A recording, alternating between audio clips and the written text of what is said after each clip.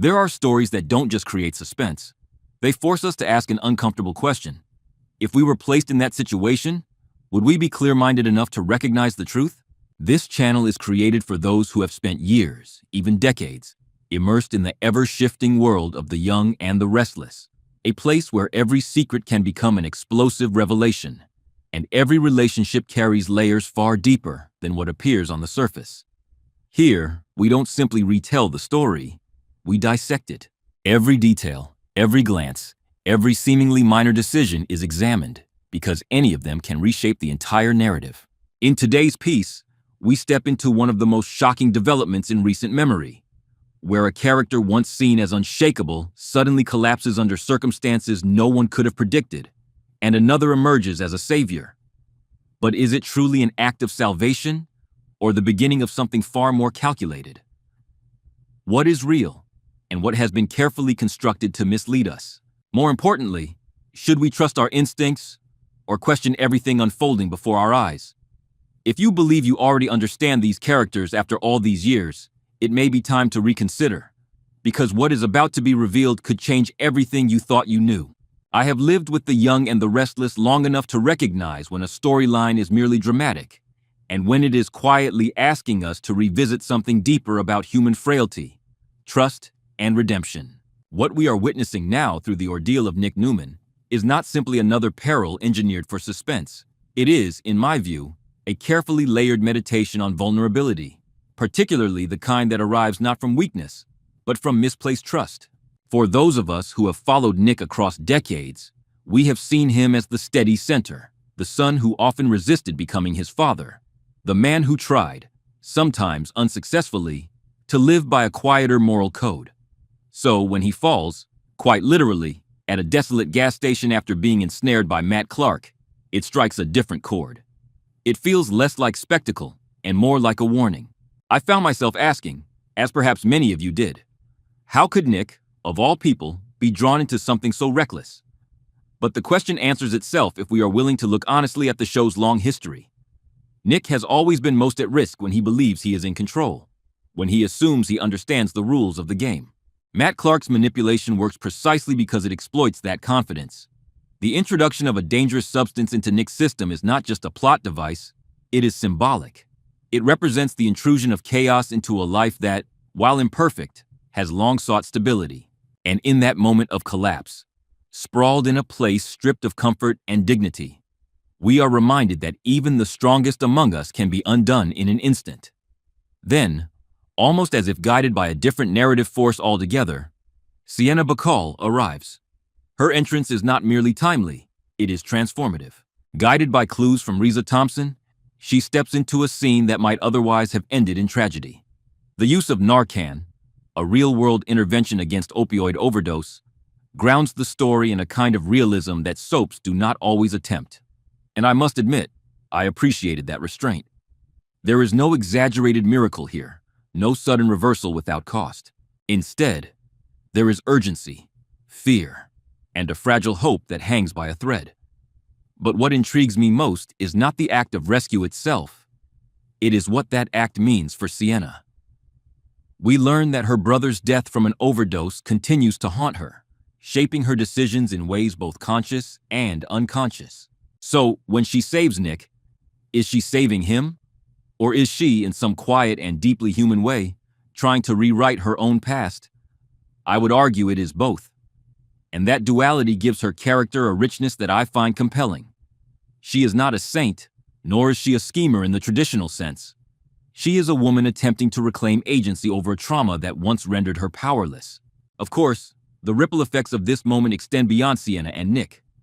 Noah Newman, whose emotional journey has often been defined by searching for purpose, for love, for stability, finds in Sienna a figure of admiration and perhaps even devotion. His growing affection for her feels organic, yet it also raises a subtle concern. Is Noah seeing Sienna as she truly is, or as the embodiment of a heroic narrative he desperately wants to believe in? It is a delicate distinction, and one that the show would do well to explore with patience rather than haste. Meanwhile, the reactions from others reveal just how fractured trust remains in Genoa City.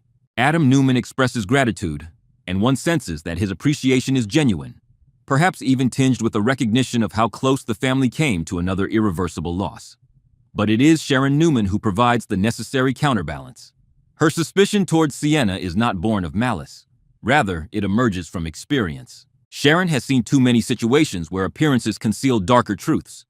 And so she asks the question that must be asked.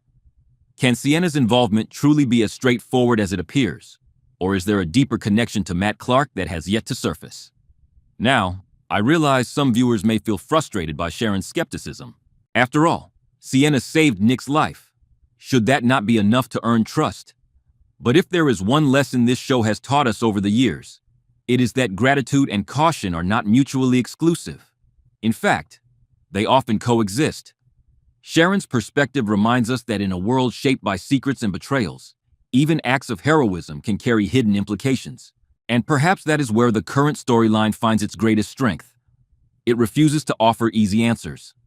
I must confess, there was a time when such layered ambiguity was less common in daytime storytelling. We were given clear heroes and villains, clear arcs of downfall and redemption.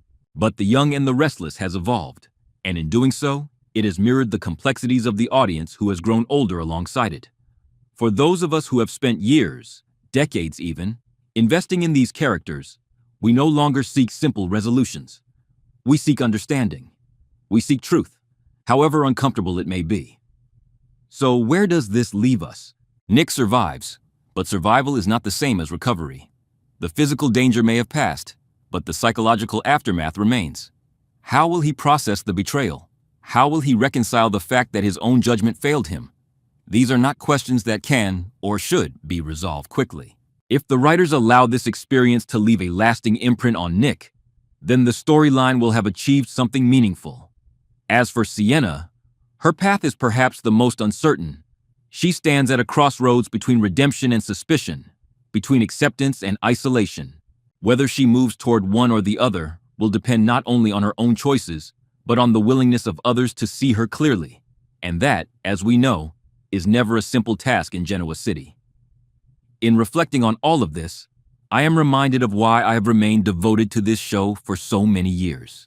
It is not merely the twists and turns, the betrayals and reconciliations. It is the way these stories, at their best, invite us to examine our own assumptions about people, about trust, about the possibility of change. We may watch from a distance, but the emotions they stir are undeniably real. And so I ask you, as fellow longtime viewers, do we trust Sienna? Do we believe in her transformation? Or do we share Sharon's unease? There is no single correct answer, and perhaps that is precisely the point. The story is still unfolding, and in that uncertainty lies its power. And yet, as I sit with all of this, after years of watching lives unravel and rebuild in ways both predictable and startling, I cannot shake the feeling that what we have just witnessed is not a resolution, but the quiet opening of something far more dangerous. Because in this world, salvation is rarely pure, and coincidence is almost never accidental. Nick survived, yes, but survival has a way of carrying consequences that reveal themselves slowly, like cracks spreading beneath a polished surface. What did he truly see in those final moments before collapsing? What does he remember? And perhaps more unsettling, what has he already begun to forget? Sienna stands at the center of it all, bathed in gratitude from some, shadowed by suspicion from others. A rescuer, a survivor, a woman shaped by loss. But is that the full truth? Or just the version we are meant to accept? If her past has taught her anything, it is how pain can be transformed into purpose, but also how easily purpose can blur into manipulation. And if Sharon's instincts are even partially right, then what we are dealing with is not a simple act of heroism, but a carefully timed intervention that may hide motives we have yet to understand. And then there is the question that refuses to fade. Where does Matt Clark truly stand in all of this? Is he merely the architect of chaos we have already seen? Or is he still moving pieces behind the curtain, waiting for the right moment to strike again? Because if there is one truth that years with this story have taught me, it is this. No move is ever isolated, and no player ever acts alone for long. So I leave you with a thought that may linger long after the episode ends. What if the most shocking twist is not what has already happened, but what we have failed to notice? What if the real danger is not the fall itself, but the hand that was there long before anyone thought to look? The story is far from over. In fact, it may have only just begun, and the next revelation could change everything. What if the most shocking twist is not what has already happened, but what we have failed to notice? What if the real danger is not the fall itself, but the hand that was there long before anyone thought to look? The story is far from over. In fact, it may have only just begun, and the next revelation could change everything.